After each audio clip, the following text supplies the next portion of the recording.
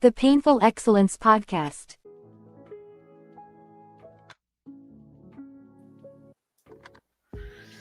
Absolutely. Drew Titan, Bronx on deck. Shout out to the mighty LDBC, the Painful Excellence Podcast. Let's go. Come on in, smash the like button, like and share the video. Let's move. See the family in the chat early. Rod Neal, Ratchet since 91, Eric Jordan, salute. Come on in, smash the like button, like and share the video. Let's work. I ain't got to tell y'all about Miguel. I ain't got to tell y'all about there's a name for the knuckle dragging pillow biters. I'm gonna give him that work soon. Josh, salute from Texas, man. Salute. So we got Rod Neal from Houston. We got Josh from Texas. Salute. Come on in, smash the like button. Let's get to the smoke, man. I know I talked about the whole phase before, but more time has passed and things have gotten progressively worse.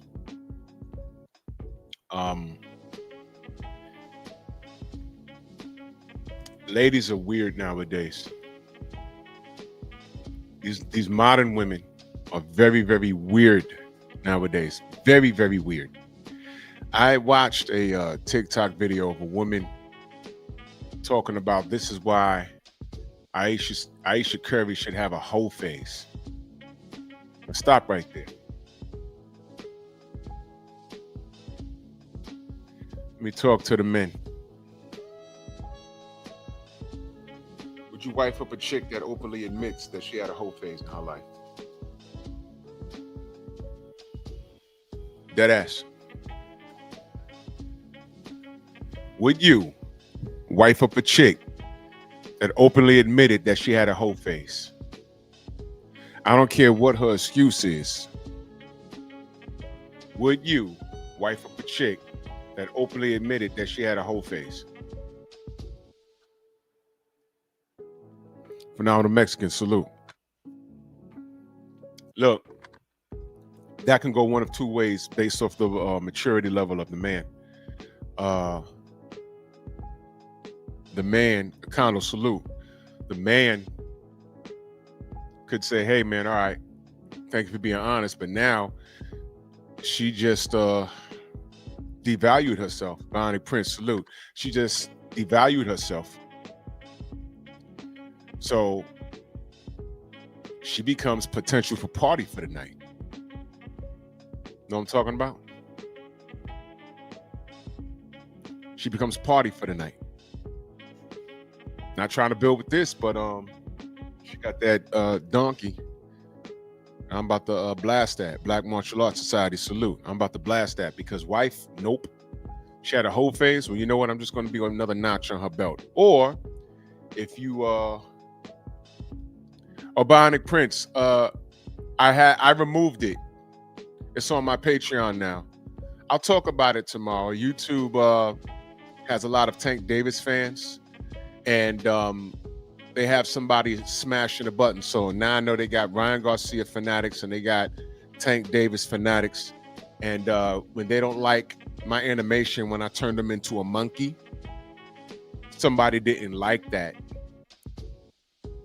But I'm not going to let that bad behavior and that inconsistent, ridiculous, feminine behavior deter me from the actual prize. But if Tank gets knocked unconscious by Jake Paul, I'll just be here to talk about it. And I know that somewhere on the West Coast, there'll be some pillow-biting man that is in love with Tank Davis, crying his eyes out with his painted black fingernails because this dude was put in a box. Now, me, I don't want that to happen because I know what it means. I know what Jake Paul's going to do. I know what the memes are going to look like. And I know Tank Davis will probably have to be on suicide watch. But, but these are the people overseeing our content. You got to understand, these people are human beings too. They watch the sports that we talk about. They could be hockey fans, baseball fans, basketball fans. And if they catch you slipping one time and they can articulate that you were in violation of community standards, they will do it. So this butt plug purchaser said that I was in violation of community standards, and they couldn't really explain it. So what they did was further open up the can of worms, and they didn't know that I already bust their ass behind the scenes already. So I'm gonna do it again. I ain't got to speak out loud. So let's get back to this topic. Don D, salute. So now, back to the whole phase. If you're more mature, you've been around the block. I mean, you could be out on a date with a woman, and if she's honest and says, "Hey, I had a bad whole," well, let's just say a whole phase. All whole phases are bad. Let's just get that out the way.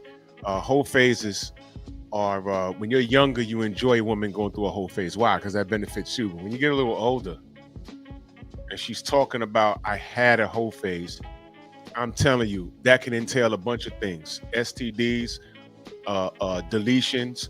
Oh, now the 2 kids out of wedlock makes sense, and you got 2 sons, one light skin, one dark skin, you're brown skin, and both of them don't look like you, so you don't know who the daddy is, or you know who they are, you just have a bad relationship with them, or you're co-parenting. But why do you want to take that on?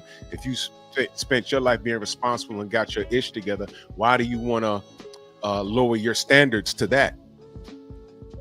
But that's another show.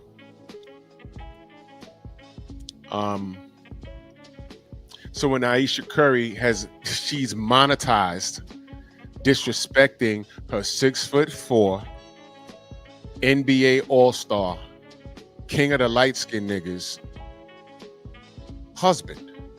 Did you hear what I just said? Am I lying?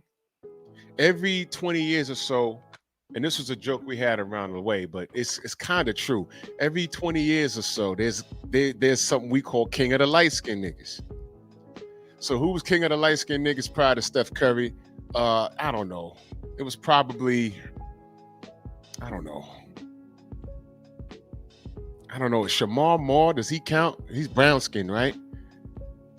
Just think of a yellow nigga that was like popular, all the chicks wanted. I go back to Christopher Williams, and then Albie Shaw, and you know what I mean? And it's Steph Curry's turn. He's a legit athlete. He checks all the boxes. I know he looks small on a basketball court, but the man is 6'4". He's 2 inches taller than me. He's tall. The average American is 5'8" or 5'9" or something. He is 6'4". He got a jump shot from hell. He got crazy handles. He's a legitimate player. Perennial All-Star, NBA champion. What are we talking about here? Aisha Curry won. She hit the lotto, man. And guess what? He wifed up the chick that he was with all this time. And here's what boggles my mind. When she does these goddamn interviews, you know what she doesn't bring up? She never mentions adultery, abuse, mental, any kind of abuse. You know how women say, "Oh, it's not physical, but it's mental, and he's a narcissist." No, it's none of that. You know what it is? I thought that I was gonna have my own business with her. Didn't he give her a business? Okay, wife is bored. Let me give her business. That's all his money.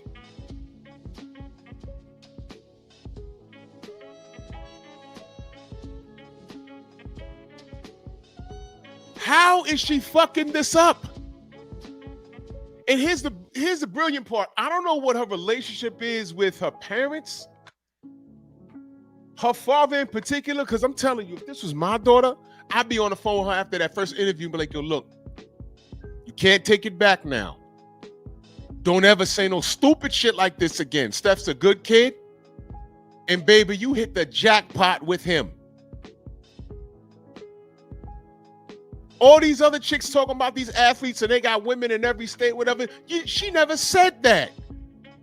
So before these chicks come around saying, "Oh, we don't know what he's doing," you know what? She didn't bring it up. Because if she brought it up, that'd be the first thing. You know when she'll allege that?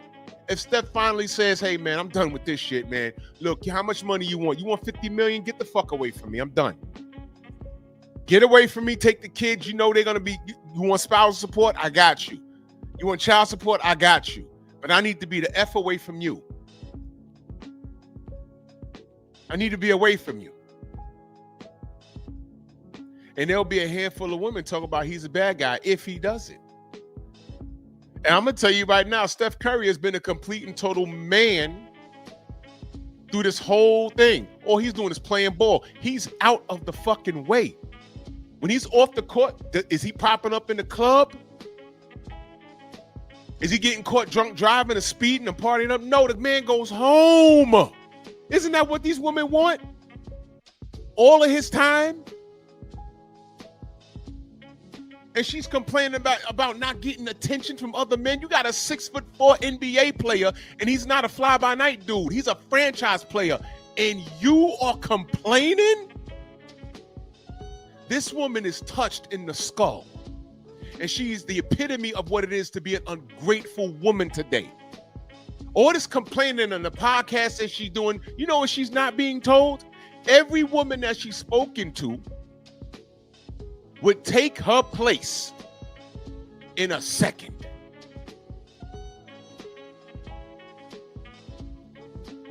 Where's the lie? I don't care if they're white, Latino, black, British. Every last one of those women that she spilled her guts to, if the opportunity came and they said, look, I'm divorcing Steph, and can you step in and be the wife? She wouldn't even be able to finish the goddamn sentence. Because first of all, they think Steph is fine. Second of all, look at the resume.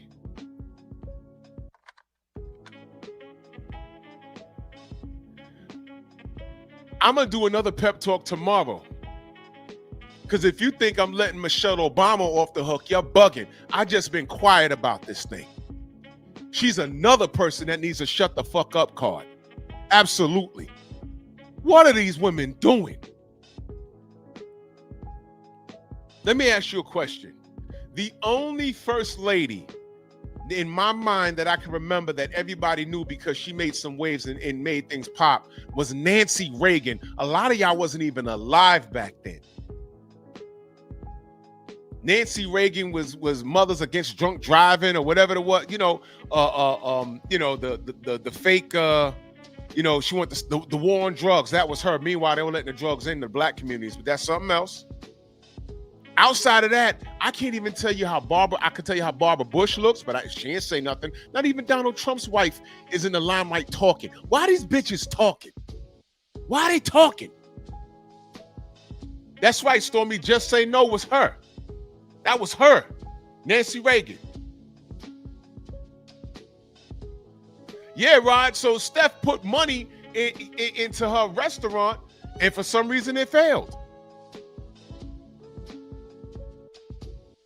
Did this bitch say, oh, I just thought he was going to be a high school coach or whatever, but his career took off, and she's rolling in dough. She literally don't have to do anything. Why do we even know who the fuck she is? Let me ask you a question.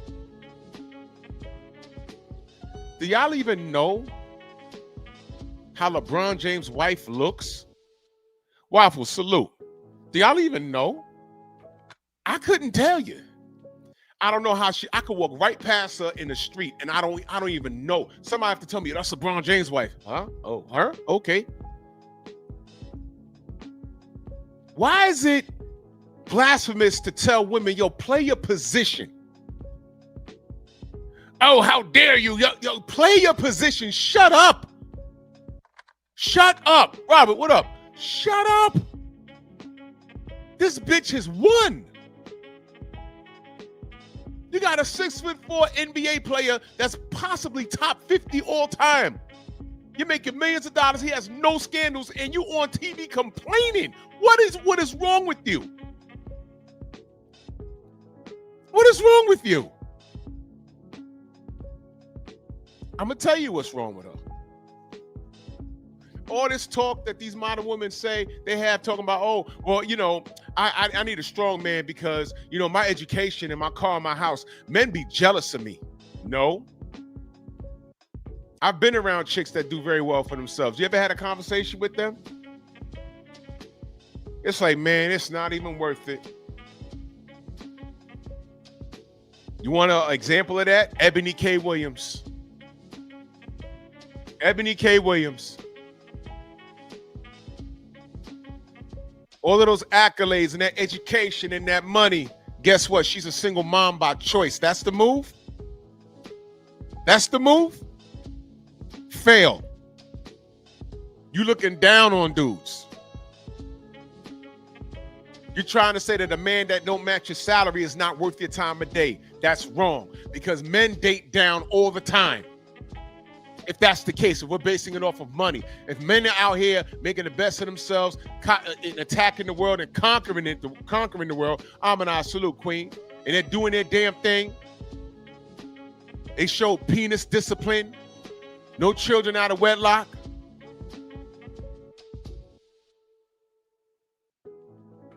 And they make a decent living, and you a college student, which means you're broke. Or you're freshly out of college and you're working somewhere, I don't know, you're paralegal, which means you're broke. You're not rich. You're not broke, but you're not rich. Why is it that a man that's the financial breadwinner in the home is not considered dating down when he makes more than his wife? But I see these women running around all the time talking about, I can't date no man that makes less than me. So if you're dating down, what have men been doing all of these years? So let me ask you a question. Is Steph Curry dating down? Uh-oh. You know what? Aisha has to be the most ungrateful chick that I've seen in a long time. And I got to think really hard to find someone that matches this kind of evil aura. This woman is jealous of her husband.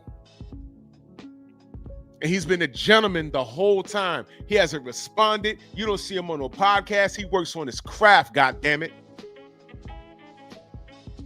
He's working on his craft.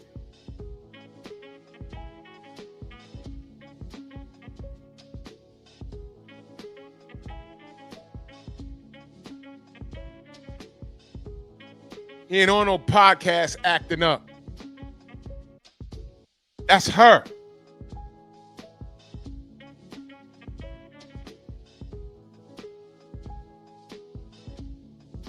So I saw this nappy-headed bed wench talking about this is why it's important for girls to have a whole face. So let me talk to the women that are supporting the whole face. Here's what I know about women that support a whole face. First of all, y'all have had abortions at some time in your life. Tell me I'm wrong. And if you haven't, you know a hoe that did have. Second thing I know, there's the possibility that you've had an STD. So let's go with abortions or STDs. One of the two. But if it wasn't you, you know someone that has. Tell me I'm wrong. Tell me I'm wrong. What does the whole face get you? The whole face toughens you up for what? All it does is it escalates your body count to have a dude look at you strange. Y'all are normalizing a whole face? No, here's a translation of a whole face. Because I watched a part of that podcast and it made me sick. I don't even want to air it. Basically, the way it was worded, you would think that Steph trapped her with kids. Well, let me ask you a question. Even with women, let me ask you a question. Well, let me make the statement. Fuck a question. Let me make the statement. Don't tell me that Steph Curry trapped Aisha with kids in the $1 million lifestyle, which is all women say they want it, right? When you chicks will run around and chase a dude that's no good for you and try and trap him with a baby. And this dude will have no job. But you want to be connected to this dude so bad. And he broke. And he dusty. But he got a 12-inch iron and he's knocking your spine out of alignment. And you know how women get with their sexual gratification. That's the only thing that's important to them. To these types.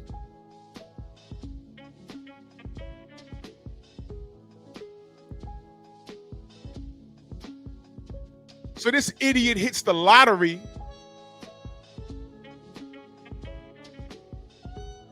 and she's basically saying that this dude trapped her with a family? Wait a minute. He married you. You're already up. You have 4 kids in wedlock. You're already up. You have a big house. You got any car. You never had to work a conventional job. You wanted a business. He got you a restaurant. It failed. He had nothing to do with that. He's playing 82 games a season, getting beat up in the playoffs, and he was able to get a few rings out of the deal. And you're still complaining. I would love to talk to the women that justify her behavior. Because her behavior is asinine. It's immature.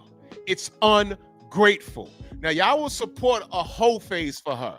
I bet you if it came out on one of those red tables and she pulled the Jada Pinkett, yeah, you know, Steph was gone. He was on the road, and he was gone for a week. And I got lonely, and the Uber driver got the business. I bet you there'll be a slew of women talking about, yes, girl, you got to get it. And there'll be a slew of women making Steph the villain with hypotheticals. Oh, he on the road. He an athlete. There ain't no telling. Athletes be having whole other families and cities. No, that's not what she said. That's not what she said. Stop adding to this. And I'm going to say this. At this point, even if she said it, I wouldn't believe her. She's an ungrateful piece of shit. That's what Ayesha Curry is. She is so ungrateful. So ungrateful. And y'all will support this whole phase and justify it. Well, let me ask you a question. Let's say Steph gets sick of this shit and serves her divorce paper and says, you know what? Here's my grounds. Just check a podcast for her on it. I married this woman. I gave her how many babies they got? 3 or 4? Those are all my babies. You understand? Those are all my babies. I provide shelter, money. We have the best vacations. Got her a restaurant. And she goes on podcasts and she drags me. I don't need that. So I'm gonna let her go ahead and do her thing. I know what y'all gonna do. He played for the Warriors. I'm assuming he lives in California. It's already over. She's gonna be a multi-gazillionaire and she ain't shot one jump shot in the NBA game. But you gotta pay to play, Steph. So let's say he gets rid of her and she walks away with 70 mil. And alimony. And the kids. The moment Steph is seen with any woman, it'll be news.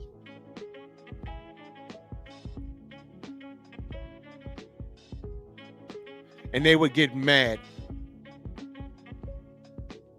They would get mad. Whoever Steph was seen with, they'd be comparing her to Ayesha. I'm telling you.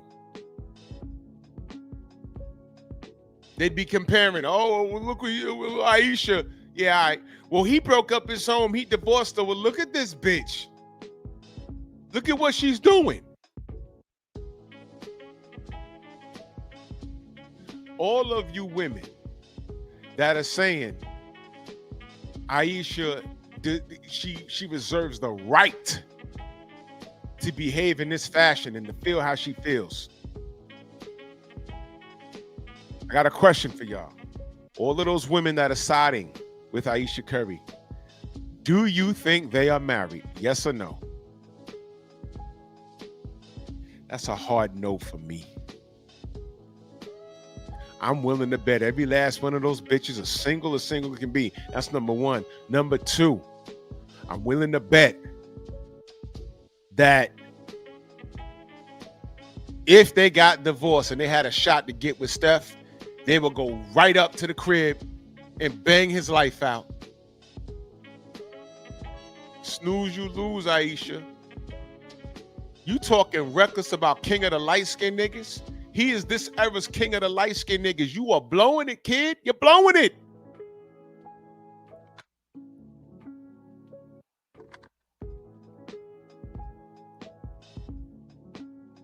How dare this chick? If he dumped this chick, to me, it's a great thing. How's he supposed to concentrate when your wife is on podcasts talking shit about you? Like you are a fabulous fuck up. And again, let's deal with the facts. She never said he was abusive. She never said he plays mental games with her, but she did insinuate that, you know, the way it was worded, he trapped me. That's what she insinuated. Trapped you? He trapped you?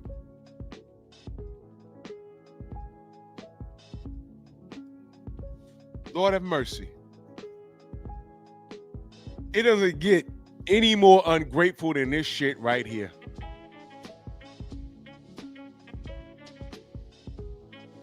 I don't care if he broke up with her and was seen with 3 chicks.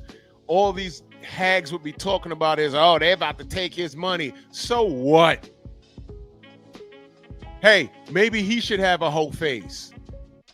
You see, it hit different then, right? Hey, what if Steph Curry had a whole face? And they get mad at that. Anything to justify, I've read all the comments, anything to justify this bitch Aisha, everything to justify her. Everything is what if Steph is doing this, what if, okay, holler at me when he's caught. And here's a fun fact for y'all. Y'all know his father, he's a second generation NBA player. His father's name is Del Curry. He played for the Raptors, I think. He played for the Hornets when they were in Charlotte back in the day. Do you know that Del and his wife divorced Steph Curry's mom? Do you know that? What the fuck are you doing at that age getting divorced? The only reason I foresee divorce this late in life would be over finances. Like, you know, somebody can't balance a checkbook and, you know, we're about to get evicted and this is your fault. I see that. Or adultery. Those are the main 2 reasons why people get divorced.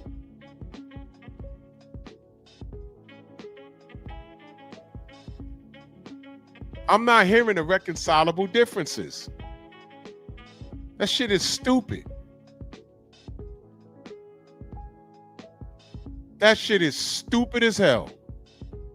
Irreconcilable differences. You know what that means? I'm bored and I want to be away from you. It ran its course, but what you're going to do is pay me alimony and child support if we got babies. Well, luckily, Steph and his brother, they're already grown and in the league by then. I'm like, what the fuck are you doing getting divorced this late in life, man? Let me tell you something. When you get older, and you know, shout out to Kevin Samuels because he said this. Men and women need to get together for survival. Love will come later. You might not feel that when you're in your 20s, maybe in your 30s, but you know, when you get into your 40s, mid-40s, it takes a little longer for you to get out of bed. You know, shit start hurting your eyesight. You're like, yo, man, I used to be able to read that. Oh, shit, I need glasses. Let me tell you something, man. You might not think now. Might not think about it now. But there may come a point where, fellas, you're going to need her to help you get out of bed. Ladies, you're going to need him to be there to get out of bed. Who's going to take you to the doctor's appointments? What you going to do, call an Uber, accessoride, whatever the fuck? When you're sick and your kids are growing out the house, don't you want somebody there just to talk to you? It's teamwork. Love could come later, man. We need to, especially black people, we need to be together for survival. Y'all really don't understand what happened in the 60s when they broke up our household. Funny, Kevin Samuels been talking about that. Jason Black talked about that. My parents knew about that. I knew about that since the 80s. It did a number on us. And y'all didn't listen to us.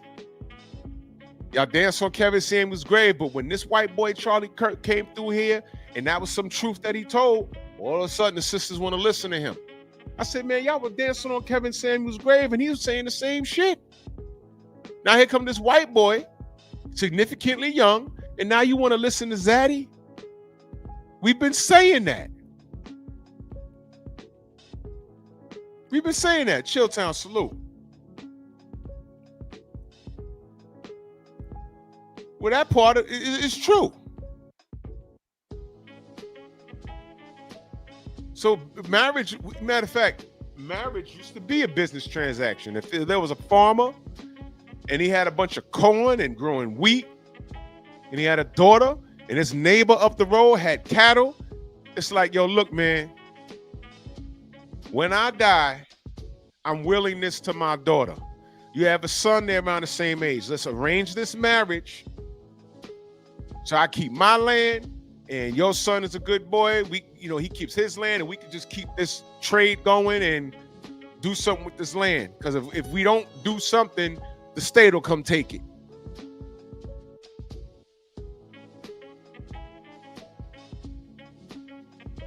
And that boy and that girl got together. They didn't have to like each other at first. Love comes later. This was for legacy and securing just that, your legacy.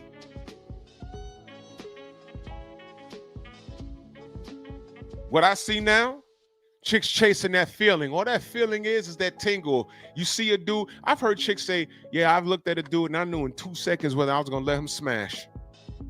I've been around chicks that said that. They mean it. It's not a joke because the girls be high-fiving. And I'm looking at dude, dead ass. I was at a function years ago, and we were sitting down, drinks, having finger food or whatever, some wings or whatever was going on, celery sticks. And some dude walks in, tall, whatever. And they looked at him and they all tapping each other. Oh my God. Oh. And then they got to talking. Yeah, I know in 2 seconds if someone can get this.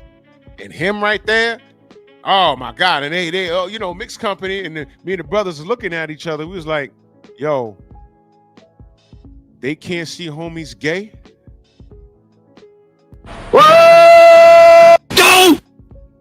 I saw that when he walked through the door. I'm always aware of my surroundings. His eyebrows was all arched, and I'm looking at him like, wait, they talking about him? I was like, nah, that nigga gay. Well, you know what? Okay. We ain't say nothing. We all looking at the boys. We all looking at each other like, yo, you see this shit? That is bugged out.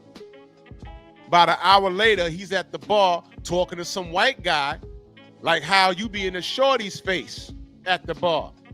And they in each other's face and googly eyes, and they looking, and then all of a sudden they're like, oh my God, oh man, he's down low, brothers, or whatever. And I'm like, nah, that's when we went in on them. Like, yo, y'all didn't see that on him when he walked through the door? How the fuck we seen that? And you didn't. You know why? It didn't matter. That tingle. Y'all could have cornered dude and he could have said, yo, yeah, I'm gay or whatever. But if you can just get that smash that one night, y'all gonna do it. Y'all chasing that tingle.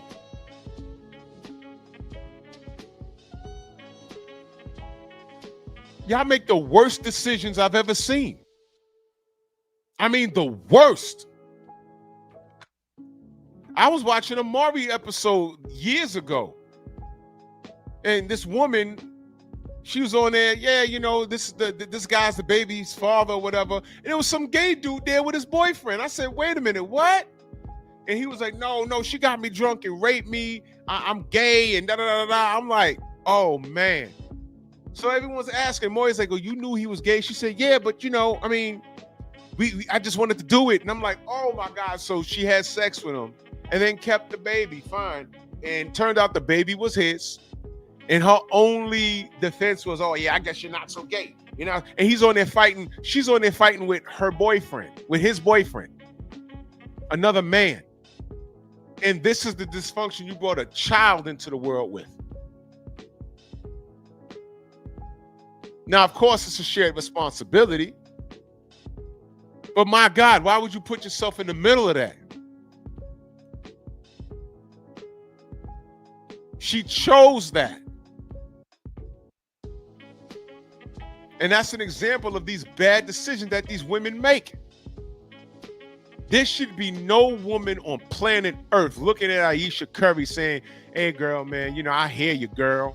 I hear you, girl. Because all of these women that are riding with the Ayesha Curry sob story, like she's, oh my God, man. All of those women are single and annoyed and annoying. They're losers. Y'all ever heard Misery Loves Company? Jonathan, salute. You ever heard that?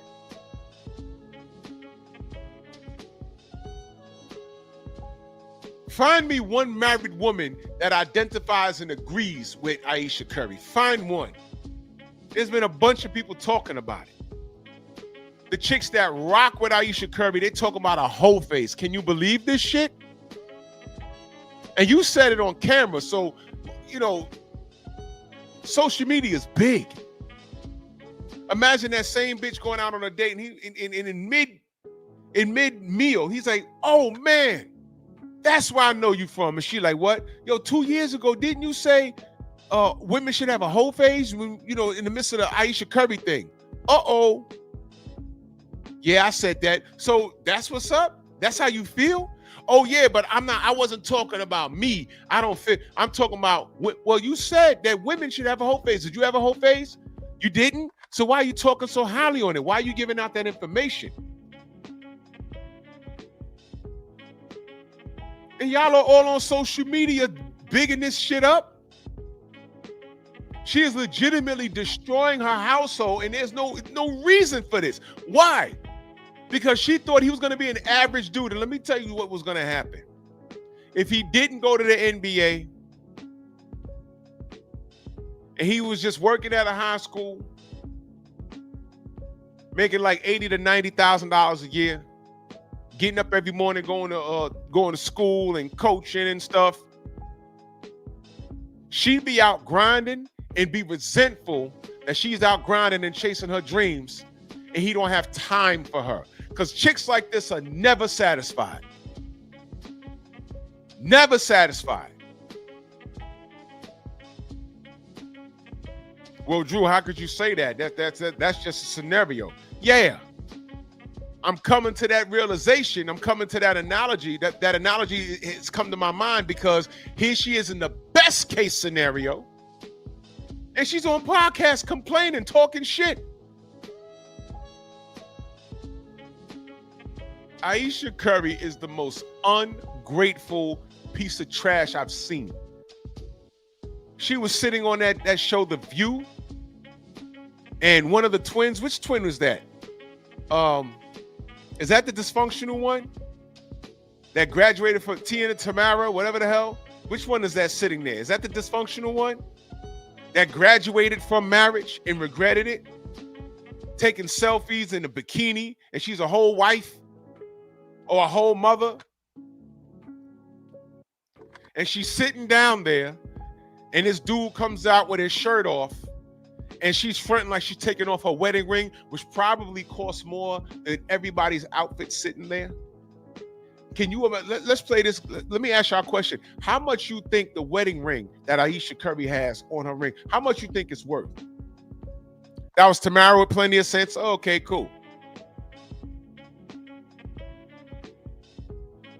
How much you think her wedding ring is, Ayesha Curry? Just give me a price. Throw it in the chat. This is Steph Curry now. How much you think that rock is worth that she had on, that she was fronting like she was taking it off when that brother came out with no shirt on? How much you think? Just give me a price. Robert Singleton says at least 100 stacks. I make 6 figures at my job, and believe me when I tell you, I'm tired. It's blood money. And she probably has that around her fucking finger. You don't even play like that. Nobody tries to corner Steph and say, hey man, you heard what Ayesha said about you? He don't entertain that. He's been a complete gentleman. But I'm gonna tell you something. Men have the strangest time. When women get into it with men, I'm telling y'all ladies, it's never out of nowhere. It's a building point. And if I know men, if Steph is like that, all he's doing is taking notes. And if he's smart, He's doing shit with money. He's talking to lawyers like, you know what? It's coming. I'm gonna have to get rid of this bitch. How much it's gonna cost to get rid of this bitch, and she can have the kids, but I want to write her one check while I'm still playing in the league. I want to write this bitch one check, and she could go off and do her podcast and everything. Let me ask you a question. Who's more likely to come up in a relationship category? Steph or her? Mind you, they got like 3 or 4 kids, and he leaves her. What man can she find that can follow Steph Curry? Now, mind you, he's already 6'4". He's already a millionaire. He's in the NBA. She got 4 kids. Thank you, sister. What man is she gonna find to follow that? That nigga that came out with no shirt on to bring the drinks, first of all, and I'm not a hater or nothing, he's probably a homosexual. Working in that industry and being hired to do that, a lot of those dudes be gay. That's number one. Number two, we don't even know who the fuck that was. You think his pockets are as long as Steph Curry? And by the way, to you simple-minded queens out here, I saw what y'all told me. Hey, man, it might be his dick game. Get over that. Y'all on easy street. That's number one. Number two, if it was his dick game, she'd have insinuated it was his dick game. We'd have known that by now. Mark, what up?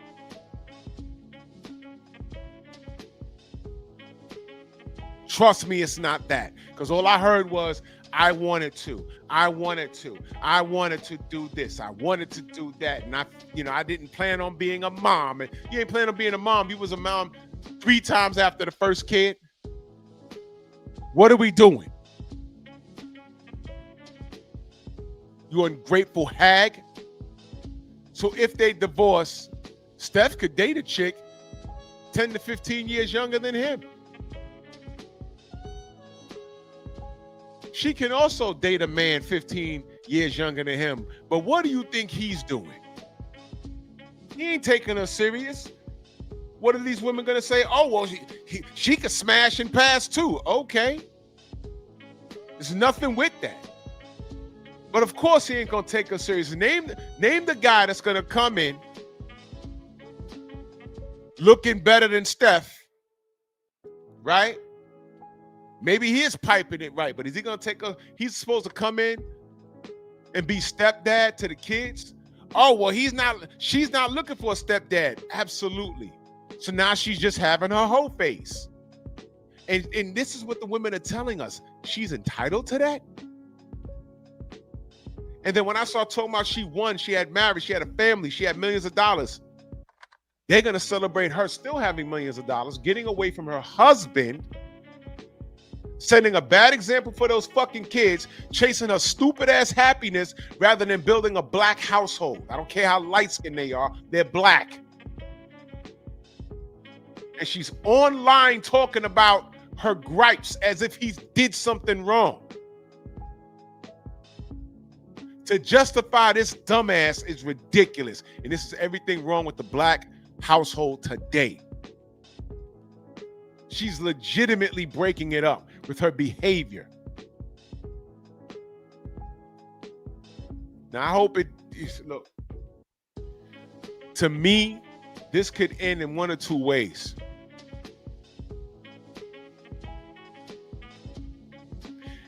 Either he could be, working behind the scenes, looking to hit her with some divorce papers, trying to protect his bag, because I don't know where they live, but he plays for the Warriors. That's in California.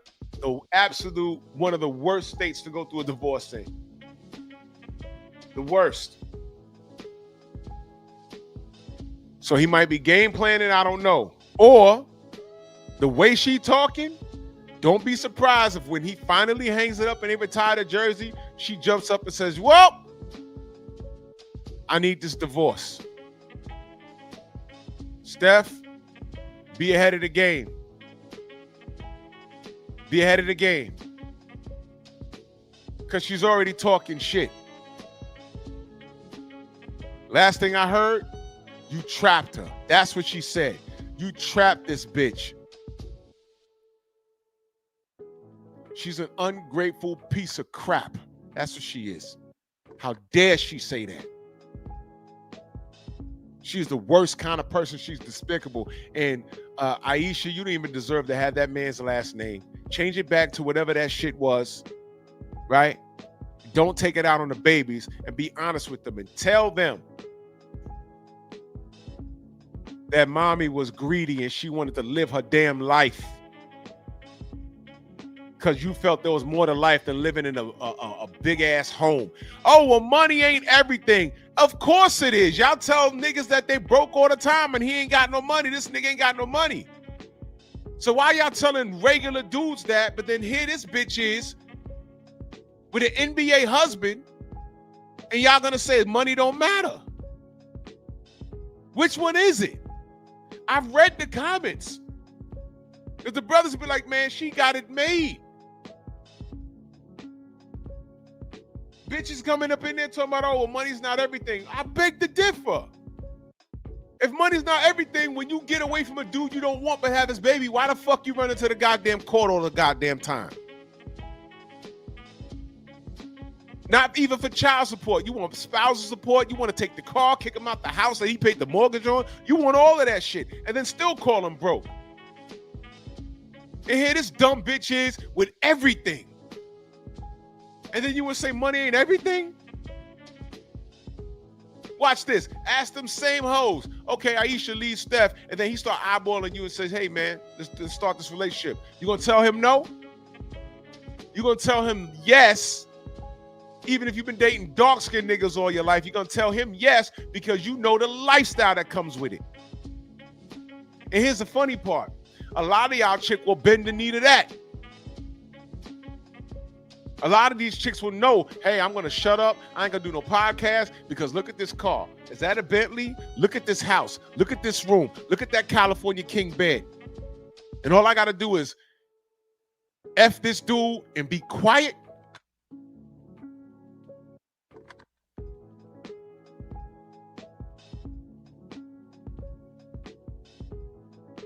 On one hand, I'm like, yeah, I'm rooting for the black family. On another hand, I know that this chick is poisonous. This chick is poisonous. And he deserves better. And I like the fact that he's remaining silent, but there might be a building point where he might spaz. I'm scared for that. You know, Will Smith wasn't in control of his emotions. He was mad at her when he slapped Chris Rock. Y'all do know he really wanted to slap Jada all that time, right? He didn't know what to do. So in the last ditch effort, what he wanted to do was show his wife and show the world that he ain't no pussy after that red table thing, and he's going to defend his woman. So he slapped another grown man that he was cool with in defense of a whore. That was a bad call, man. That was so stupid. She's a whore. She took your heart and stomped out it. But you know what, though? When you started to watch her material, because I didn't watch no red tables and shit. I'm like, yo, man, why are these girls talking? I don't give a fuck about what they got to say. But then my boy is like, no, you got to listen to this shit. This is Will's fault. I said, all right, well, hold on. And then she started talking about Tupac. I said, oh, shit. She was infatuated with Pac. If y'all are young, y'all don't understand. Pac put out the aura that he was a street dude. He was loud. He was boisterous. He was, you know, he was the ultimate street nigga on the mic. And ladies loved him. They loved him. And Jada was an up-and-coming actor. She was on a different world, right? And she got around this dude and she was infatuated with him. But you know what? Will Smith was also doing exceptionally well for himself. He was a $1 million rapper from Philly. Salute to him. Then he got into acting and everything else. And he liked her. And she tolerated Will, but she loved Pac.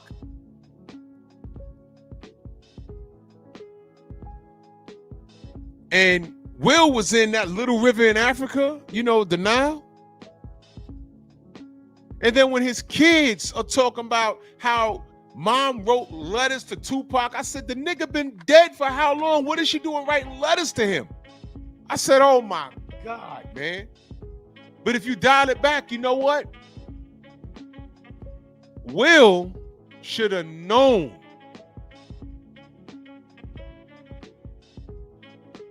You could see when a chick is tolerating you but not really into you. Now, look, I was young once. Once I got into the rhythm of understanding the thought process of certain women, I'm like, okay, I'm hanging out with this bitch, and she brought up her ex at least 3 fucking times. She ain't over this nigga. They broke up now. But if he call her right now, she gonna make an excuse and she out the door. So here's what I'm gonna do. Jose, what up? Here's what I'm gonna do. I'm gonna work so hard to crack her spine. And I ain't never calling her again. That was my thought process. I was very young back then. Because it was a challenge for me. It was a challenge. And it was a bit of revenge. Like, well, bitch, how dare you? I did everything right. I met you. I courted you. I'm taking you out. And you bring up this nigga that ain't shit.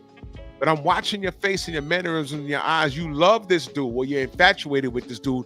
But you just spent an hour over a meal telling me how he ain't shit.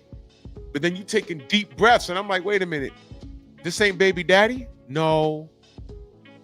How long you been seeing this nigga? A little under a year. And he made this impact on you? When's the last time you seen him? Well, all this happened like 3 weeks ago. And now she out at a diner with you. Okay, bitch. You could have stayed home for this. Okay. So I'm gonna try really hard to get her to that short stay while she's nice and confused. I don't care if I'm twisting out and she thinking of him, because I'm gonna get this nut off, and I don't care if she finished. I'm gonna drop her home, and that's gonna be the end of it.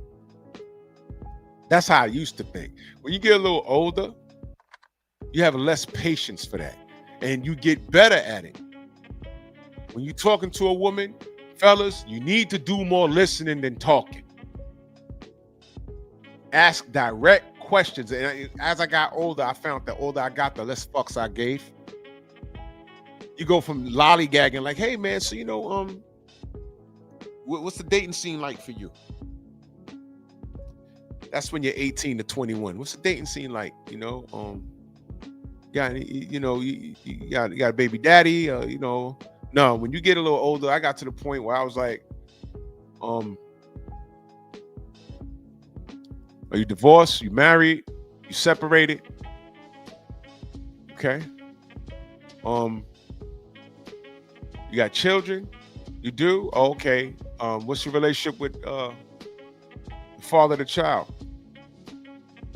Does he climb through your window? Do you have an order of protection? You got to ask these things. Because chicks won't tell you. Because you know what happens when you find yourself in a situation? You be like, why didn't you tell me you got to order protection and sometimes he climbed through your window? Why didn't you tell me you got to order protection, but he got the keys to your crib? He got the keys to your fucking crib. And at any point he could come through it. Why didn't you tell him? You didn't ask. Because chicks, they do that shit. They know they're supposed to forward key information. They don't forward it. And then when you find yourself in a situation, God forbid, when you ask them, if you survive it, when you ask them, hey man, why don't you tell me da-da-da-da? Oh, well, you didn't ask that. Okay. The older I got, the less fucks I gave. I got to a point where I was just asking chicks, yo, how many abortions you had? Some chicks got mad. Oh my God, why would you ask that? Well, look around. Look around, man. What you mean? You just got done telling me about all these friends. When I came and picked you up off your block, all your girlfriends looking in the car, see who I am.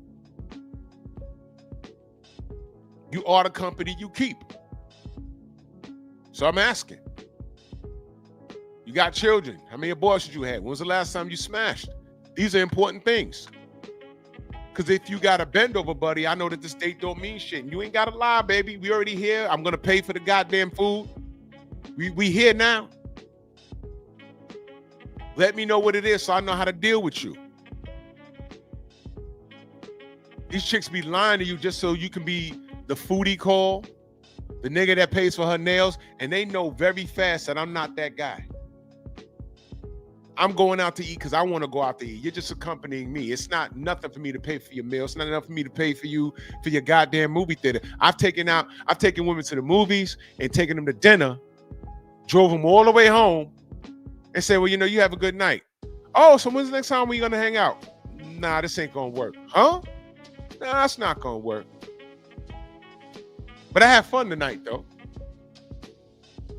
Chick standing on the block. Okay. Yeah, well, have a good night. Well, have a good night. It was fun. We had a good night. Drove to the light, look in the mirror. She's still standing there in front of her building, looking at the car like, what the fuck just happened? I took you out.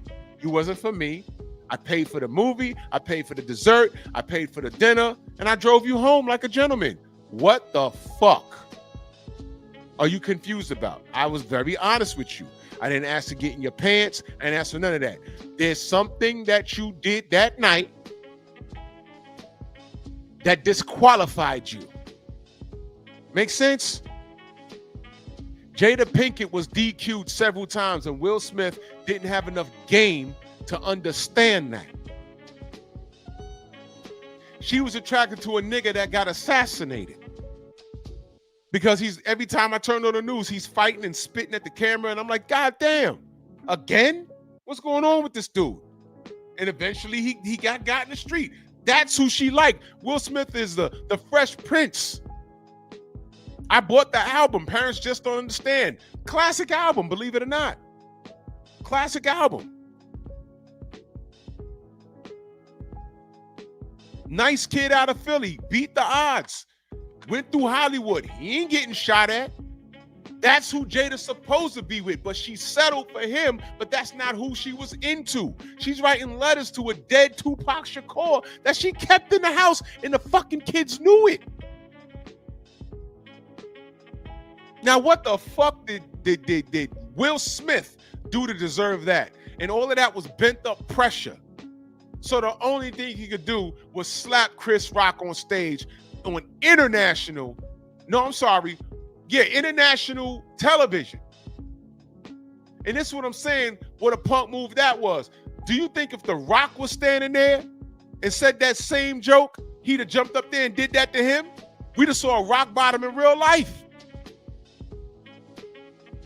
So he knew who to do it to.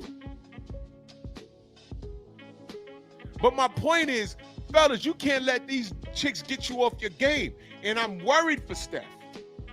Because he's been quiet the whole time. And what happens when a person... Y'all saw Full Metal Jacket? Did y'all see the movie Full Metal Jacket? The illest crash out was Officer Pyle, the fat kid. I think that's the same dude that plays Kingpin in the Marvel Universe. He was fat, dumpy and eating food, hiding food, getting his company in trouble. And he snapped. He had a meltdown. And he shot Sergeant Hartman. Y'all know who Sergeant Hartman is? He you suck dicks? Him. And he shot him. And then committed suicide. A breaking point. Will Smith had a meltdown. I do not want to see this brother with all of these basketball accolades. He done made something for himself. He's better. And his father, Del Curry, he was no slouch. But he eclipsed his father.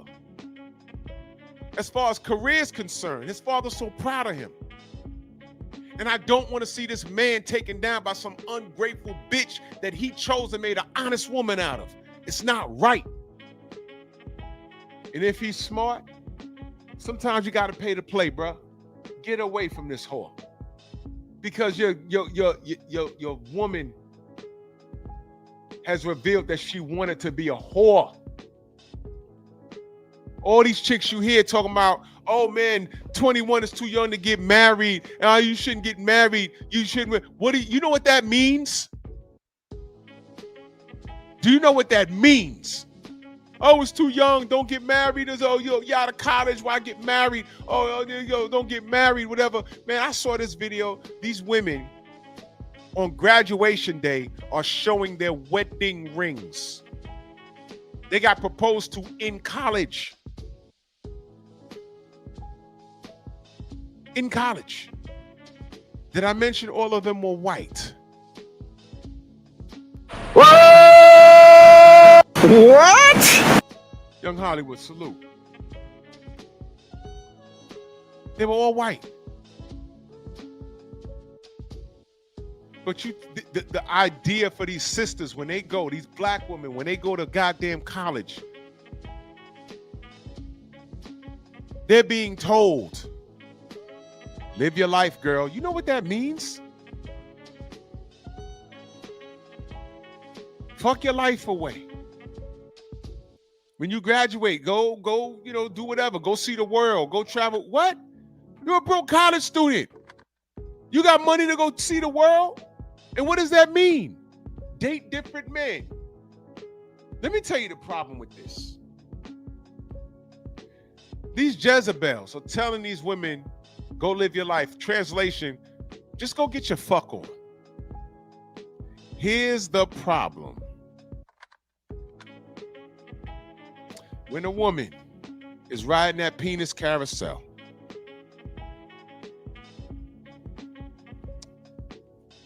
they're getting all shapes and sizes. And I don't care what they say, when a woman has an excessive amount of men inside them, there is a chemical reaction, and they have a connection to those dudes. I don't care what they tell you, they have it. Whether they meet a dude on a cruise and he just party for the 7 days, whether they have a one-night stand, they have a connection with that person. It's all shapes, all sizes. Now here's the problem. They live their life, they spin the block, where they spin the neighborhood, they come back. And let's say they come across the dude that's right for them. Let's say it's the Steph Curry. Now she done spun the block. And now she meets the Steph Curry. And now when they lay down, he's average size, but the 3 dudes that she let pound her out over the last 3 years, those dudes were hung like horses. And all the dudes in between them, they just not hitting that spot right. This nigga trying to make love to you and be passionate, but he's just not going deep enough for you. And you like to get smutted out. You like it when those dudes are throwing you into lockers and throwing you over just got their foot on your neck while they hitting you from the back, all kinds of shit. You like getting smutted out, and he just won't do it. And you don't know how to ask for it, because your presentation to him was good, clean, and wholesome. You knew how to lock it up so you could secure the bag. But now he's not satisfying you in the bedroom. And contrary to popular belief, that bedroom action is a major, major, major thing for these women. To some of these chicks, it's a fucking deal breaker, which is why they can lock down a dude that they're supposed to lock down. But 100% those chicks will step out and get their spines knocked out of alignment. Some women will do that. So when you spin the block, you might have 1 or 2 or 3 partners that really did it for you. But when you lock down, when you come across the dude that's really going to do what men are supposed to do, they might lack in that department. And that's the direct result of you spinning the block. The only connection you have, and a lot of these chicks, I'm telling you right now, a lot of these chicks, they maintain contact with those dudes, or they know, especially in this age of social media, they know how to contact those dudes. They know how to do it. Hey, big head. And y'all rationalize it. The women I'm talking about, y'all rationalize it. Hey, man, this is a good man or whatever, but, I need this.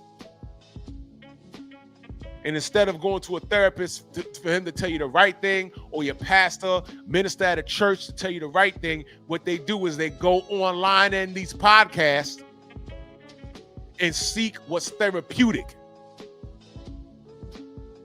which is a bunch of miserable whores online co-signing your bullshit.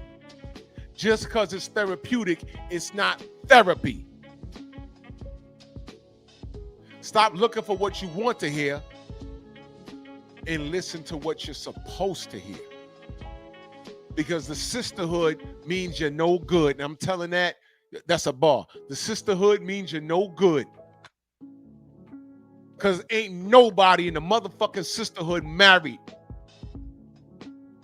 All these chicks in the sisterhood are some miserable asses. They're feminists, they're divorced, they're single moms, and they have nothing productive or good to say about men. So I'm going to ask you again, what the fuck is wrong with Steph Curry? Not a goddamn thing. Because I've been listening to Ayesha Curry. I was listening to the key points. I was waiting for her to say abuse. I was waiting for her to insinuate there was abuse. She never did it. She never even said, hey, when he goes out on the road, I don't know what he's doing. She never said that. She never said, yeah, the bedroom action, it could be better. She never said that.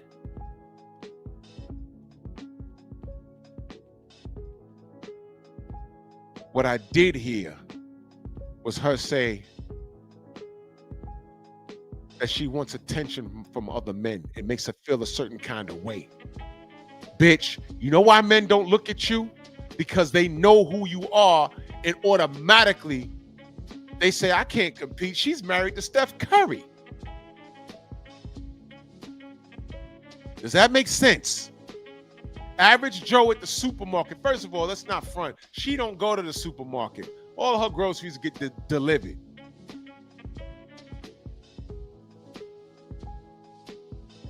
The prettiest dieselest nigga at the gym that might be 6'7" will look at her and she might say, hey, this dude's fine. But that dude's saying, I know who that is. Hey, buddy, go for it, man. She's fine. No, that is Steph Curry's wife. And it's not like he gonna kick my ass. But what the fuck? That's Steph Curry. She lives up the hill. That big ass house that you see when you come down the road, that's her house. That Bentley that's blocked off, that's hers. Yeah, I'm big and I'm diesel, and I might have slayed every fine bitch in here, but I ain't got a chance with her. Her? That nigga's on the road right now. He just played the goddamn Knicks, lit them up. I just watched him he lit up the Knicks for fucking 40. As a matter of fact, I got his jersey. Yo, but she looking at you. I don't care. That's Steph Curry's wife, bruh. I can't compare.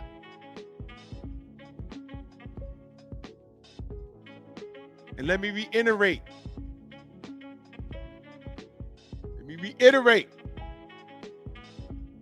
All you sisters that say money don't mean shit, tell me about how your court case went when you tried to drag your baby father to court for child support and spousal support. Please don't talk to me about money not meaning shit when you chasing a bag.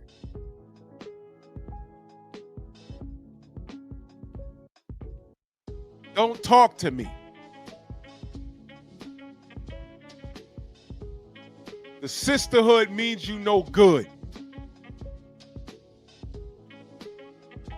The sisterhood means you no good.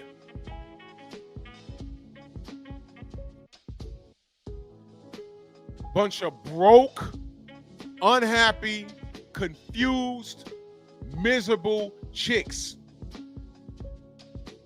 And they on the mic talking shit. And all they're doing is giving bad advice. In no universe do you justify anything that Ayesha Curry's doing. Because I'm going to love this. Watch this. You ready? Reverse the roles. Who's the highest paid WNBA player? That's straight.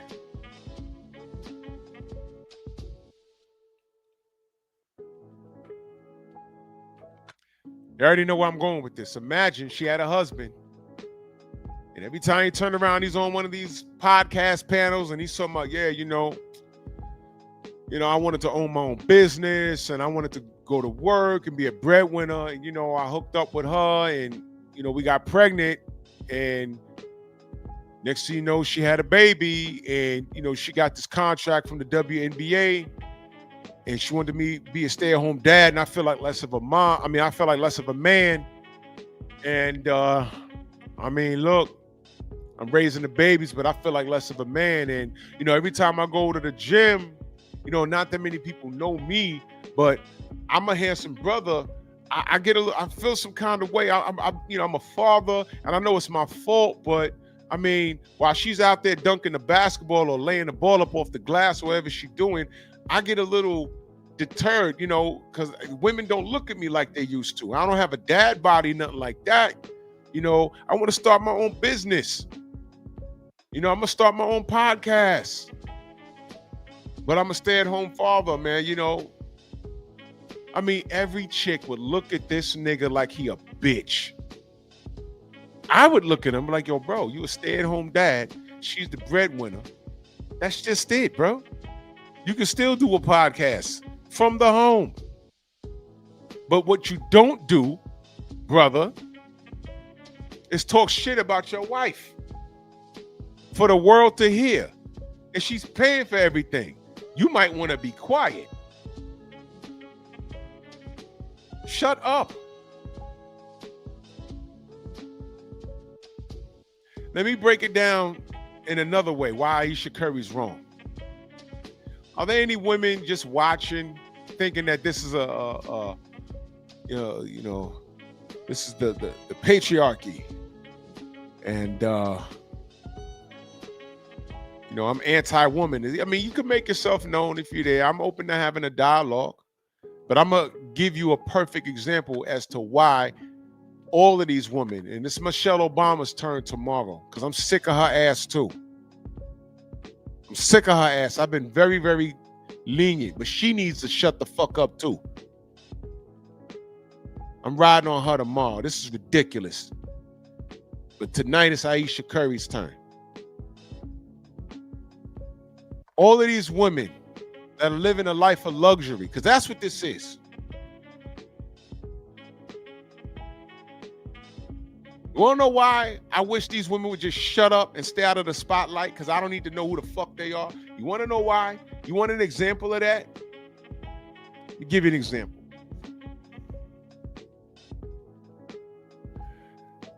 Ladies, you're driving your car. It starts making a rattling noise. You're like, oh shit. You pull off the highway and you find a mechanic right there. You go into the mechanic. How can I help you, ma'am? Yeah, there's some rattling in the engine. I don't know what's that going. I don't know what that is. Can you help me? It's all right. Pull up in the garage, pop the hood, and see what we got going on. When you pull it in there and pop the hood, he's looking. And as soon as he says, oh, here's the problem right here, his fucking wife comes from the back and says, hey, well, you might want to move the hood to the other side. And who are you? Make sense? Hey, that's my wife. Is she a mechanic? Well, no. But, the sisterhood, she's just talking, But is she a fucking mechanic? Does she fix anything around here? Does she even fix you coffee? No, we just have a coffee machine. Okay, but I need you to look at my car. I'm paying you for a service. Why is she over your head talking about what to do and what tube to pull out and do this with the engine? She's not even a mechanic. Does this make sense? You don't need to see her. Go away. Listen, the only thing Ayesha Curry has proven to me and proven to the world is that she's a spoiled brat and she's very annoying. She's a spoiled brat and she's very annoying and she needs to shut the hell up. What does she do that's good? I don't know. I don't know what her skill set is. I don't know. This bitch said she wanted to be a business owner, and she basically, the way she put it was that Steph trapped her with some babies. Okay, getting married and living in this lifestyle and not have to worry about a bill in your life. I didn't know that was a trap. But you kept all those babies the full term. I'm going to say something else. Steph, go get a DNA test. I don't trust nothing about this bitch. Yeah, while you on the road shooting three-pointers from half court, I don't know what she was doing. And thank you, J-Man. That's another thing. I don't like her hanging out with Jada Pinkett.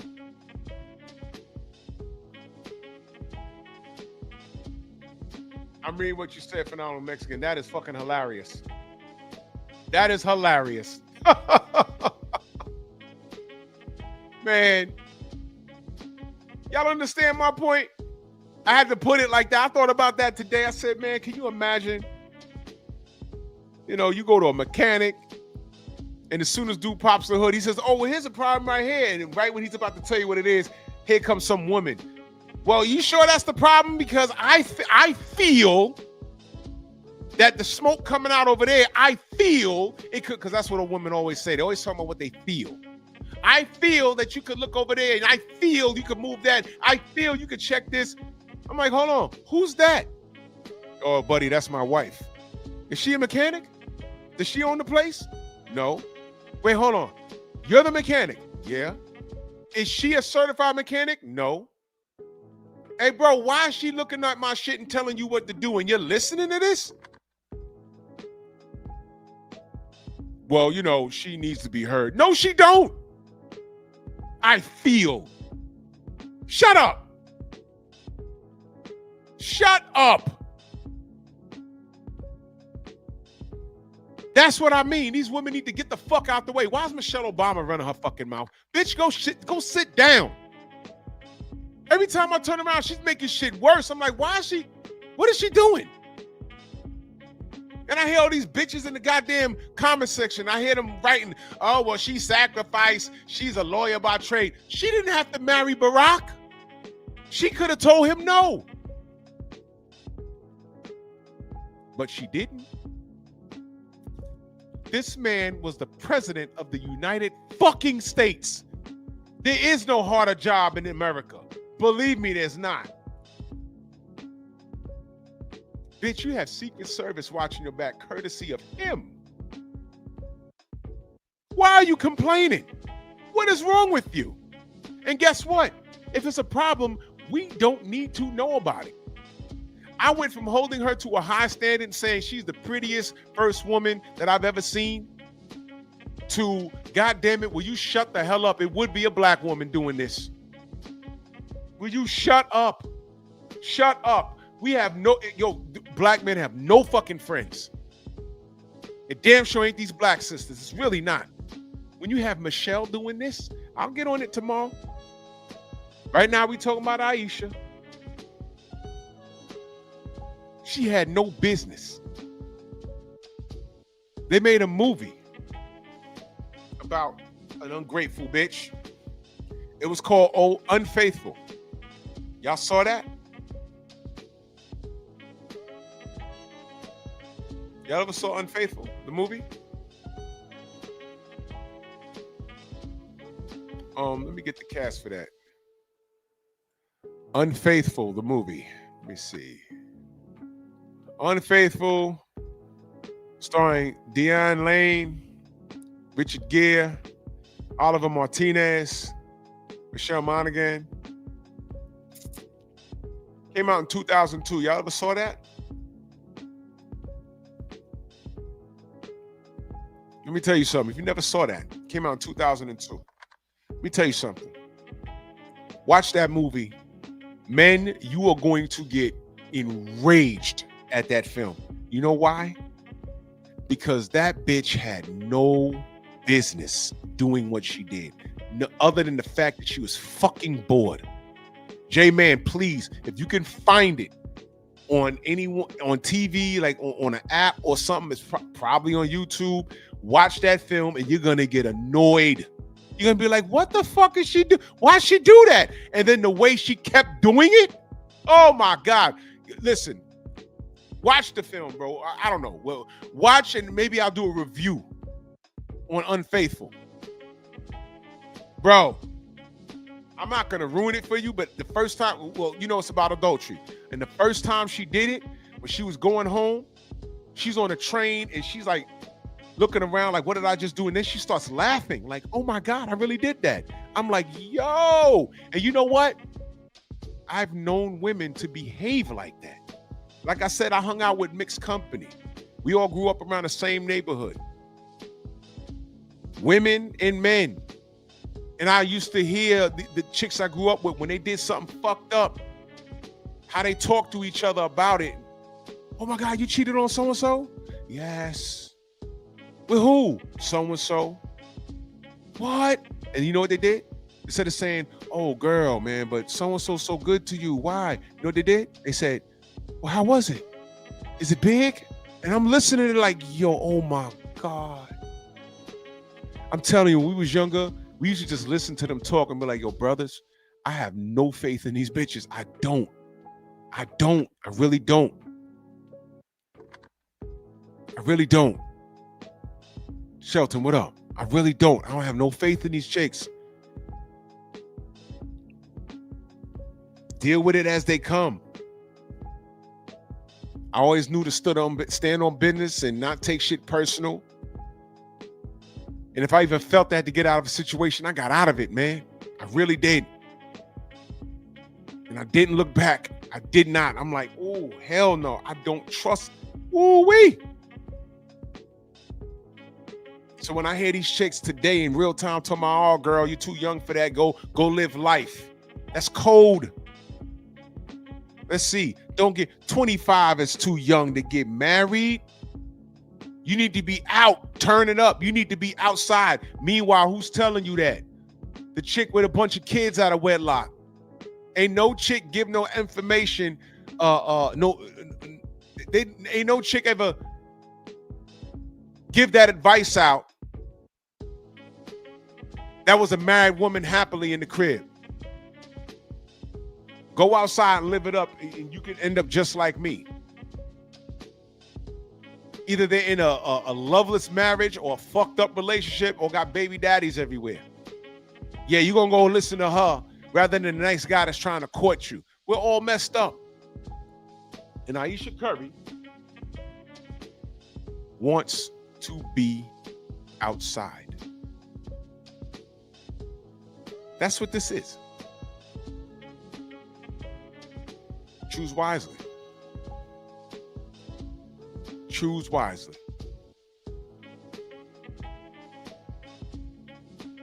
I'm telling you. Yeah, Gone Girl. You know, I never saw Gone Girl. Everyone told me that movie's gonna piss you off. So maybe I'll do 2 watch parties. Maybe I'll do it. I think I can go live on Patreon. Maybe I'll do a watch party on Patreon. Gone Girl and Unfaithful. But I'm telling you, I'm going to watch Gone Girl. Y'all find Unfaithful with Richard Gere and find that, because I'm telling y'all, what's going to piss you off the most is the ending. I mean, I jumped up and started shadowboxing. I was so mad at that film. I was like, no, what the fuck? No! Man.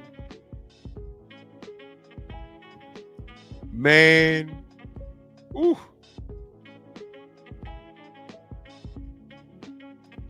Temptations, Confessions of a Marriage Counselor. I never seen that. That's a show. Is that a movie? I'll look for that. Mr. Shelton said, don't watch it. Nah, I gotta watch it. Because you know what? Those movies, they might not be, they might not resonate with most, but it's true to life. If it hasn't happened to you, you can say that you've seen it happen to other brothers.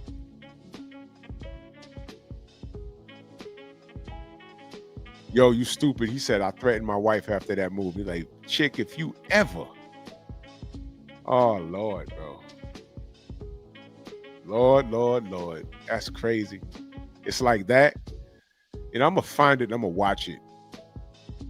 I'm gonna find it. I'm gonna watch it. Okay, so we got Unfaithful, Gone Girl, Temptation, Confessions of a Marriage Counselor. Oh, one more movie, y'all. If y'all never seen The Last American Virgin, watch that. It came out in the 80s. Last American Virgin. It was a comedy, but god damn it, it had its. Ooh, I saw that when I was a kid. I was watching that with my older brother, and there was scenes. Man, I asked my brother. I said, "Why the fuck did she do that?" He said, "Yo, listen, you're gonna learn when you get older. Sometimes women are just fucked up." That's what he said to me. I was like, "No, that's not right." He said, "Listen, you're gonna learn. You're gonna go through something." And he said, "When you go through it, I don't know how bad it'll be, but just remember,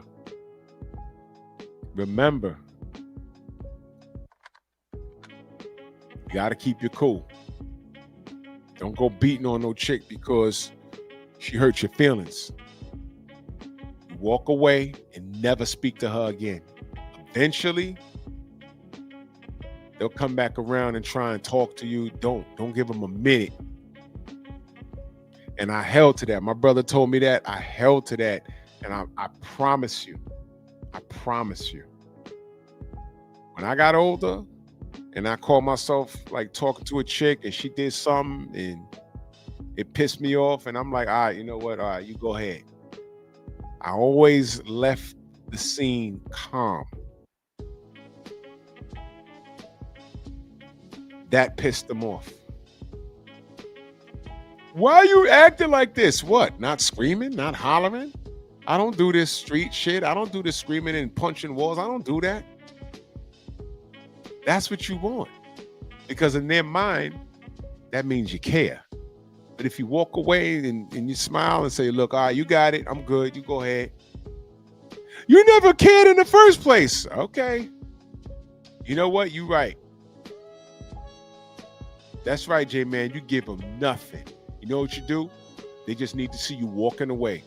You ain't got to raise your voice. You definitely don't got to raise your hands. All right, just say, hey, man. All right, babe. You got it. I'm out. You got it. I'm good. Go ahead. And don't go backwards. You block her. See, back in the day, you know what I had to deal with back in the day? I never forget when I lived with my mother, I did that to this shorty and I got all the way home. I took the train. I had to take a train and a bus home. I forgot, she did some shit and I just wasn't with it. And I said, all right, you know what? I'm good. I'm out. And I left. Got all the way home. My mother was pissed. I'm like, well, what happened? She said, whoever this girl is called here 17 times. She said, the first 2 times I answered.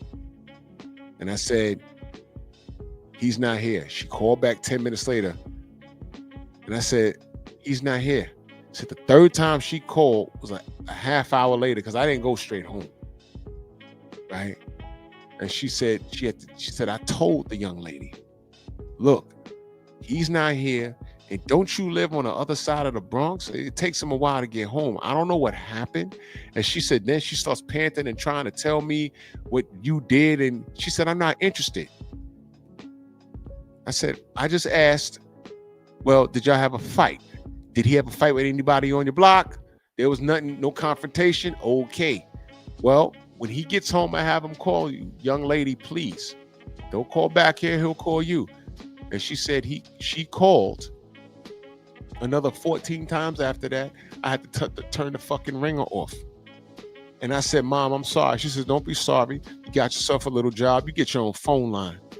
And don't give these whores, that's what she said because she was mad. Don't give these whores my fucking number. My mom was pissed. I said, okay.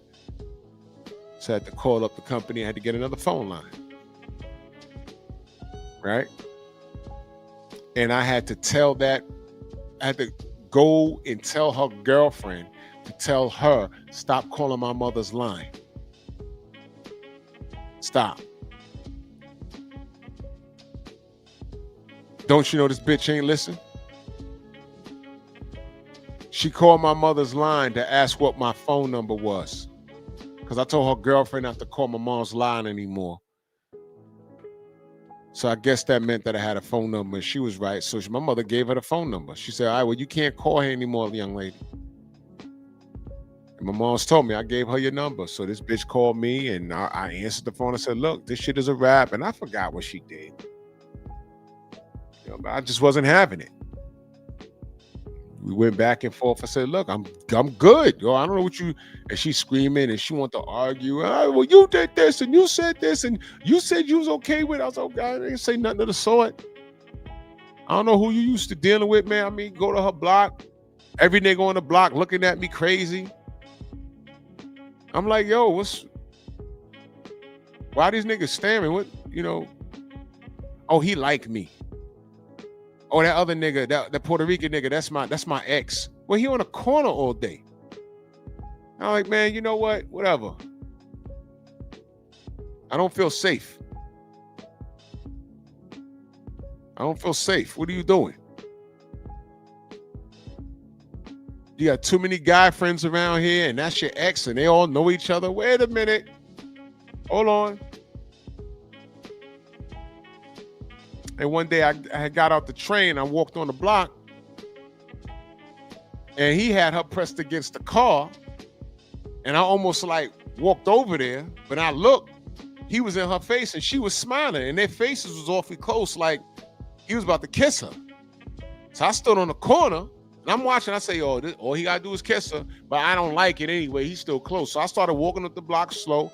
And I had my CD man on. You remember CD mans? Like, there was no iPods or iPhones back then. And I'm walking up the block and I'm acting like I ain't see shit. And then when he picked up his head and saw me, he backed off for her. I was like, man, she was smiling. I saw it. He was in her face. And I was like, ooh. I walked up and said, what up? Hey, what's up? And I'm like, all right, yo, what we doing? We went for a little walk. They went up to the crib. And I told her, I said, I saw this nigga in your face. Oh, he just be playing. And I said, no. It was wintertime. He had her hands in her pocket, right? And he was feeling on her. And she had her hands in his back pocket. She was grabbing his ass. They were feeling each other up, and he was in her face, smiling, and she's smiling. I said, oh, look at this shit. The ex? I said, I'm not comfortable with that. That's exactly what I told her. She said, excuse me? I said, yo, you come to my block and my ex is there and you seen that same shit. And you know what she started doing? She started screaming in the crib. I'm not doing nothing. Why are you so insecure?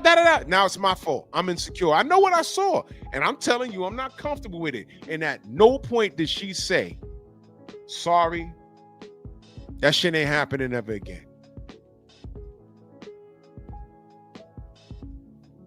Didn't even apologize.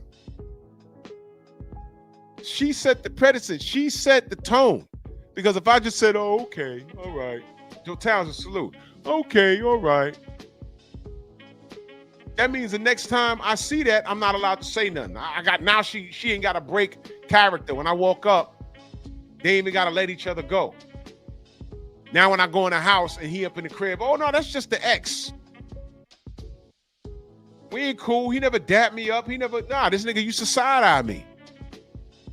I'm like, nah, I'm good, man. The fuck, I already knew what time it was. And if I didn't check it then, it was gonna get progressively worse. So I said, you know what? Not comfortable with this, babe. So I'm gonna let you go ahead. She said, what do you mean? I said, yo, I'm good. I'm good on all of this. I'm out. Oh, well, are you really leaving? Yes. Oh my God, I ain't even do nothing. I know what I saw. His nose was damn near on your nose. Y'all probably were kissing the whole time. I know what I saw. You're not denying it. You just telling me that I'm insecure. I said, that shit ain't look right. What are you doing? I said, you know what? Don't matter. I got up. I said, I don't do this screaming shit. You know that. I got up, Her sister came out. What's going on? I said, your sister screaming at me. What did you do? I said, I'm breaking up with her. And she's looking at her, looking at me. Oh, he's mad because Jose was in my... I don't even remember if the nigga's name was Jose or whatever. I'm just pulling a Spanish name out the ether. He was in my face and, I don't want him in my face. Well, that's not what I saw. I was on the corner for like 5 minutes watching.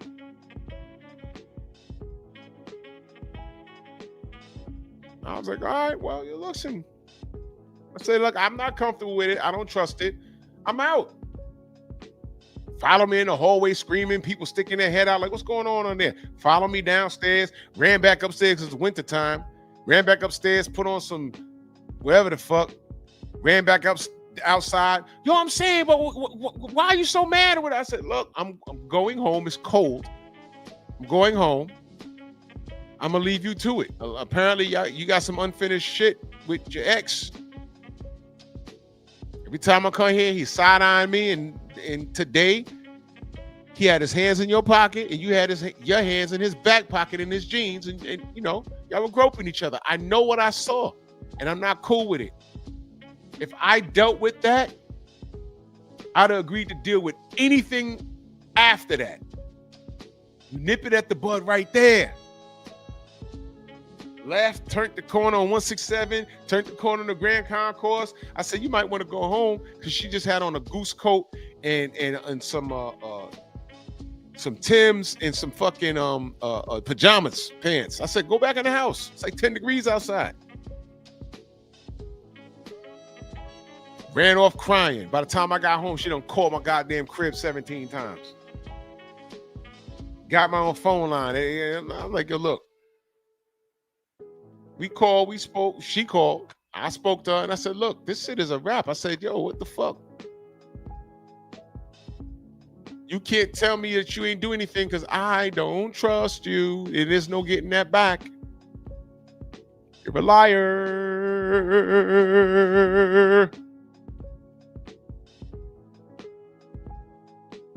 You're a liar. Sit.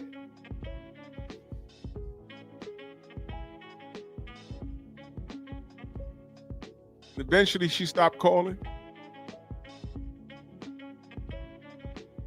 I don't care what she did. Went back to her ex, whatever.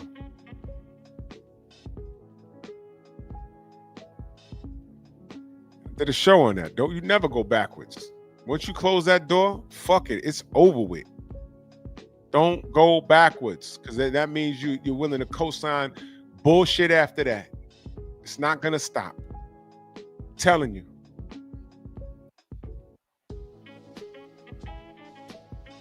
Steph, I hope you're okay.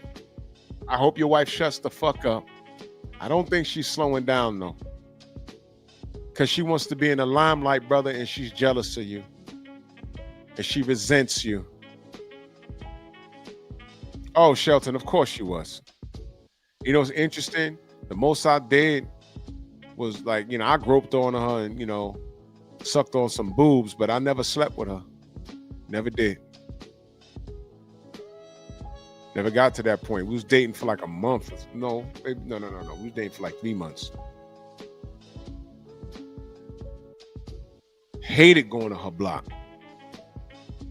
I don't fuck with nobody over there.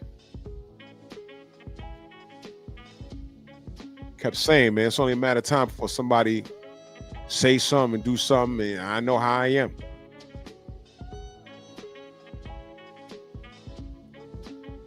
I love how bitches be like, oh, don't worry about them. Oh, that's Fuquan and Raheem. And I'm like, yeah, you know them niggas. I don't know them niggas, and they don't know me.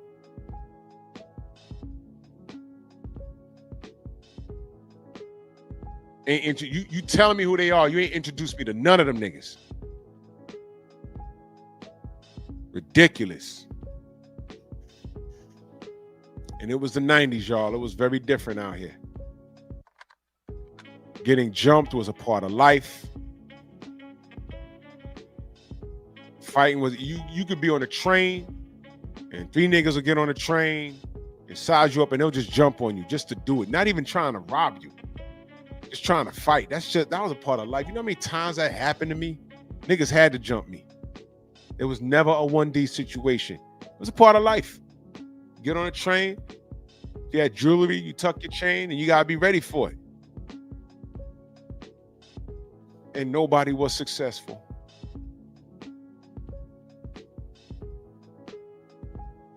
Man, I had gotten some shit on 180th Street. Well, you know what? I ain't got to share that story. But I thought I was going to prison for a long time. If it wasn't for the police that witnessed some things, it got to the point where I asked the sergeant, I said, yo, he just said he saw the whole thing. I said, yeah. I said, well, wasn't he supposed to like intervene before it got to that thing? Because if dude died, I'd have been going to jail. He said, well, to be frank, kid, it was just him and his partner, and it was you and 4 of those guys, and they were just letting the dust settle before they went and locked everybody up. I said, well, the trade-off is, you know, dude could have died. Well, I'll just tell the brief story. Some dudes jumped on me for no reason, don't know them, 180th Street, and I'm fighting them. It was 4 of them. And I got the better of them. And now they trying to like spread out and surround or whatever. I grabbed this dude, right? Punched him in the face. And the other 3 tried to jump on me, and I'm fighting. And when I had dude by the collar, I like, you know how you take someone and twirl him?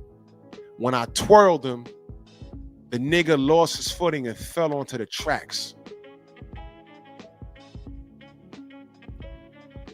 When he fell onto the tracks, the nigga hit his head and was laying there. And it was something out of a movie because I hear doom, doom, doom, doom. A train was coming. The the downtown number 2 train was coming. And the other thing was when he fell, 180th Street was downstairs. It's an elevated train stop. Now, on the beginning of the platform, it's a train yard, but when you go forward, it's over Morris Park Avenue. So there was 2 things happening. When he hit his head or whatever, he was laying there, and if he had moved a little bit, he could have fell onto the street. So now his 3 fucking friends are looking, and I'm looking, and now all of us are panicking like, who's gonna go down and pick him up? Because there's a fucking train coming. And I'm like, I ain't going down there. Fuck y'all niggas. And then that's when the police came. And they jumped on the tracks and picked homie up and put him on the thing. And luckily the train was it wasn't an in-service train. The train wasn't in service. It was on the uptown side. But the goddamn, it was a, what you call those trains that, they're like dumpsters or whatever the fuck, and it was just creeping. But if it was an actual train coming, like at full speed, I wouldn't be here right now. I'd be like fucked up mentally somewhere. So they came upstairs, they handcuffed them, they called for backup, they handcuffed all 3 of them, and they asking me, am I all right? I had a little swole lip. I'm like, yo, these motherfuckers jumping. And dude kept saying, yeah, I know. And when I calmed down, I'm like, he keeps saying, I know. And when the sergeant came, I said, yo, what do you mean you know? He said, oh, yeah, I saw y'all fighting. I said, oh, you saw us fight? You saw them jumping me. I'm just curious. Why didn't you just come up and intervene? Wave a gun or something? The sergeant was like, well, hold on. It's him and it was 4 y'all.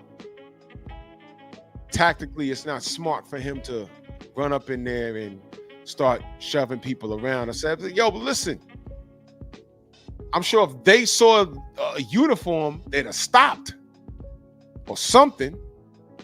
What it was he just saw a bunch of niggas fighting, and when the dust settles, then they go upstairs and do what they need to do. But they tried to jump me, it didn't work out, and I'm thumping, and dude got thrown onto, I decked him and threw his ass on the tracks. And now we all standing there like, oh shit. And when he fell, he hit his face on the track, but he wasn't like close to the third rail or nothing. I'm like, oh shit. And now we all standing there. Y'all ever been like kids and playing, and then y'all break a window, and now y'all all standing there like, oh shit. Like what they thought was fun to do turned out to be a real fight. And when they found out I wasn't an easy target and I threw their man on the tracks, all of a sudden it's like, oh shit. Oh shit, I may have gotten him killed. And I'm like, oh shit, I'm going to jail, but I'm not going down on the tracks to help him. And then we hear the train coming. I'm like, oh no. I'm like, yeah, I'm done. I'm done because of these niggas. And then here come the police. They went and picked them up. I'm like, oh my God. The 90s was something else, man. The 90s was something else. The 90s was something else, man. That moment was probably the scariest moment of my life. If that was a regular number 2 train or it's 2 and a 5, it'd have rolled that. He'd have been dead because I wasn't jumping on the tracks to get anybody. But I damn sure threw his ass there. And I didn't mean it. I was just throwing him off me. Crazy shit, man. Anyway, that was just a little story. But oh, by the way, I was coming from seeing a girl.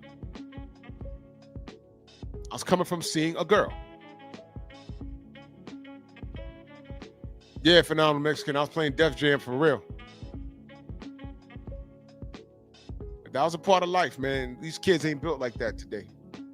All we did was fight coming up, man. That's what I'm saying. I got thick skin. I grew up on fighting and mama jokes. Why do you think none of this shit on YouTube bothers me? It's nothing. Oh, Drew, so-and-so talking about you. I don't care. I'll slap the fuck out of them. I don't care. And they know that. Next. I grew up on fighting and mama jokes. It was a part of life. My skin is thick.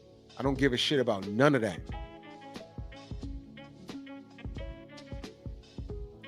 These Ritalin kids today, man, if they even think you sneak dissing them, they go on an 8-hour live stream foaming at the mouth. And Drew Titan and LDBC, when I see you sometime, man, shut up, dude. You ain't gonna do nothing but make a video, stay in the house, stay in your hotel. You ain't gonna do shit. Anyway, fuck Ayesha Curry. Steph, I hope you're all right. Ayesha, I do hope you shut up. Your next podcast, you should be apologizing to your goddamn man, because every chick you talking to will replace you because they're jealous of you. You talking to women that are jealous of you. You remember way back when I did a show called Are Women Really Frenemies? You know what a frenemy is? Smiling in your face. But how many chicks y'all know had a group of friends, and when you got those chicks separated from one another, they talking about the chick that's not around? And I kid you not, a majority of chicks that I've known all my life have done that. I'm like, yo, you just hanging out with her tough. You just hanging out with her tough. Now you talking about her coochie stink and her man is broke and, you know, she got a dirty house and roaches and shit, but she was just here. Y'all were high-fiving and laughing. Man, that's crazy. These chicks are something else. These chicks are something else. I'm good. So I understand what Ayesha Curry is doing. I understand that the sisterhood doesn't really support her because they're gonna laugh at her when she, some are gonna try and support her dumb shit. But when she start crashing out like really bad, when she's seen in public with the next nigga, just know that's not Steph Curry. What Hollywood dude's gonna want to smash Ayesha Curry when she got 4 kids? And wasn't happy with the king of light-skinned niggas? Get out of here, man. Ayesha, shut up. Let me get out of here. I got to talk this boxing in the morning. Y'all make sure y'all like and share this video. I'm going to be doing my boxing content on Pep Talk and on Bear Cave, because Drew Titan LLC is in Facebook jail for the next 6 days or so because some Thunder homo is mad about me talking about Tank, but I ain't gonna slow down. I ain't gonna slow down. Fuck that monkey. I don't care. So salute to everybody in the Venmo, the Zelda, Cash App, the Super Chat. Y'all take it gentle. Take it gently, man. Be nice to one another, but don't tolerate no nonsense. Choose wisely. Stay blessed. The Painful Excellence Podcast.